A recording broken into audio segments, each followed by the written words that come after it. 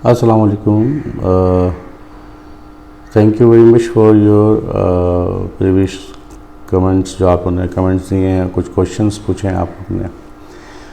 अभी भी कुछ कन्फ्यूजन बाकी है मेरे ख़्याल से आप लोगों को, और काफ़ी क्वेश्चंस आए हैं मेरे पास ईमेल्स पे भी और वीडियो के कमेंट्स पे भी लोगों ने कमेंट्स करके कुछ चीज़ें पूछी हैं। तो सोचा आज एक वीडियो बनाऊं जिस पे मैं आप लोग को बताऊं कि आपके सवालात के जवाब क्या हैं। तो चलते हैं हम सवालात पे, के बहुत से सवालात हैं और उसमें एक सवाल ये पूछा गया है कि आप ये बताएं कि सिम्त इंटरनेशनल एनर्जी को कैसे फॉर्म करता है और किस तरीके से एनर्जी इसमें डेवलप होती है। तो देखें दोस्त, ये एक बहुत बड़ा इसका एक आंसर है मेटाफिज़िक्स से। बिल्कुल इसी तरीके से आपने पूछा है जैसे कि हम डॉक्टर से पूछें, सर्जन से, कि आपने ऑपरेशन कैसे किया, तो वो पूरी आपको सालों की पढ़ाई और उसकी अपनी रियाजत या उसकी जो प्रैक्टिस है, मश्क, और उसकी हाउस जॉब और प्रैक्टिस, वो सब बताएगा आपको कि किस तरीके से जो है उसने ऑपरेट किया है। सवाल तो बहुत मासूमाना और सादा सा है कि कैसे, लेकिन इसके पीछे पूरी टेक्नोलॉजी है, साइंस है कि किस तरीके से इस्तेमाल होती है, एनर्जी कैसे बनती है। थोड़ा सा समझाने के लिए आपको इतनी सी बात कह दूं कि दुनिया के अंदर, कायनात में 5 टाइप्स की एनर्जीज मौजूद हैं।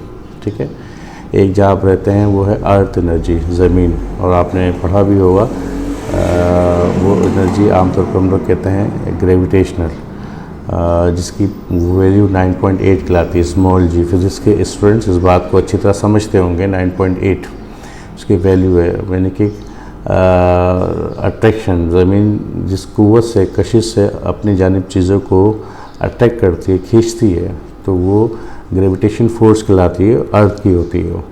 ठीक है, और उसकी वो अगर एनर्जी ना हो तो हम सब मसद ऐसे उड़ेंगे जैसे कि धुआं हो जाता है, सारा सब कुछ धुआं उड़ता है, स्मोक।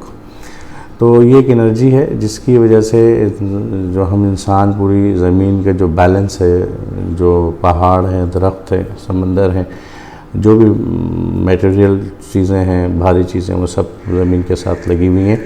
वजह उसकी ये है कि इसके अंदर अल्लाह पाक ने एक एनर्जी रखी है, ग्रेविटेशनल एनर्जी। ठीक है, इसी तरीके से एक वाइड एनर्जी है, हवा की एनर्जी।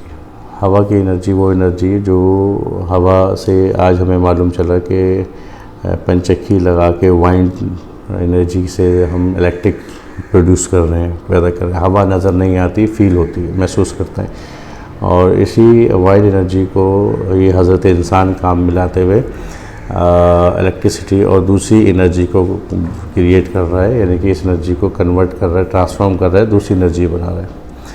ठीक है, इसी तरीके से 2-3 एनर्जीज़ और हैं। वो अगर आपके सवाल का टोटल जवाब दिए तो पूरी वीडियो आप ही पे बन जाएगी।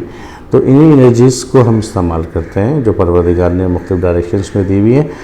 और मकसद जो था वो ये कि इंसान अपने रोज़मर्रा की ज़िंदगी के मामलात को किस तरीके से, कितने आसान तरीके से वो गुजार सकता है। अमूमन ये बात सामने आती है कि परवरदिगार की तरफ से, माज़अल्लाह नाउज़ुबिल्लाह, परवरदिगार की तरफ से ऐसा हो गया, अल्लाह पाक ने ऐसा कर दिया और तुम्हारे हक़ में ये बेहतर था। इस किस्म की बहुत सारी बातें की जाती हैं। पहले तो मैं ये बात आप लोग को बता दूं कि परवरदिगार बेनिफिट्स का नाम है, अल्लाह पाक बेनिफिट्स का नाम है, वो नेगेटिव का नाम नहीं है। हमारे साथ जो भी नेगेटिव होता है, कुछ भी गलत, वो हमारे अपने ही वजह से, हमारे अपने ही करतूतों की वजह से होता है।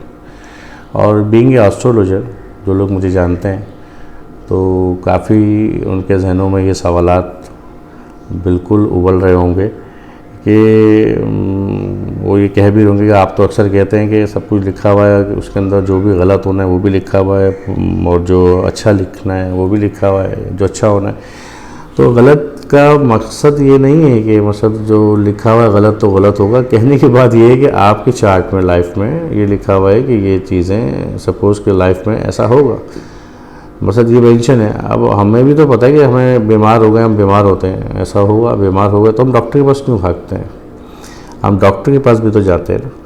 और जाहिर सी बात है जब डॉक्टर के पास जाते हैं, इलाज के लिए जाते हैं, जब हमें मालूम है कि ये बीमार हो गए, हम बीमार हो गए, अल्लाह की तरफ से बीमारी, तो फिर जाने की ज़रूरत नहीं, उसने दवा का कहा है हमें ना, ठीक है।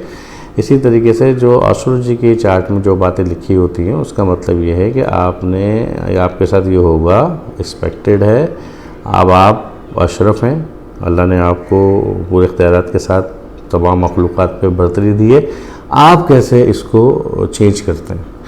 तो वी कैन चेंज, और काफ़ी केसेस में से किए हैं। बहरहाल तो मुख्तसर कर देता हूँ बात को कि हमारा काम एनर्जीज़ जो परवरदिगार ने दी हैं उसी एनर्जीज़ को इस्तेमाल में लाते हुए आपके घरों के अंदर, आप घर पे बैठे हैं, घर के आपके फ्लोर से मैप बनेगा, घर के अंदर से मसाइल होंगे, सामान इधर उधर करेंगे, थोड़ा सा कलर वलर सेट कराएंगे और आपकी ज़िंदगी मामूलात पे आ जाएगी। यानी कि परवरदिगार ने हर एक को ये बुनियादी हक दिया है कि वो अपनी ज़िंदगी को बैलेंस में रखे, तवाज़ुन। अगर आपकी ज़िंदगी में तवाज़ुन नहीं है तो फिर आप हमेशा किसी न किसी वजह से परेशान रहेंगे। जैसे कि अगर रिश्तों में तवाज़ुन नहीं है तो आपको प्रॉब्लम्स रहती हैं कि बच्चों के रिश्ते नहीं आ रहे, या हमारी रिश्तेदारियाँ सही नहीं रहती किसी के साथ। इसी तरीके से जैसे हेल्थ मैटर है कि हमारे घर में कोई ना कोई बीमार रहता है अक्सर, तो आपको या किसी की जॉब अपॉर्चुनिटी का मसला होता है, पैसे आते हैं लेकिन नहीं पता चलता कहाँ चले जाते हैं, सेविंग नहीं होती, या पेमेंट ब्लॉक बहुत हो जाती है, रुक जाती है, फंस जाती है।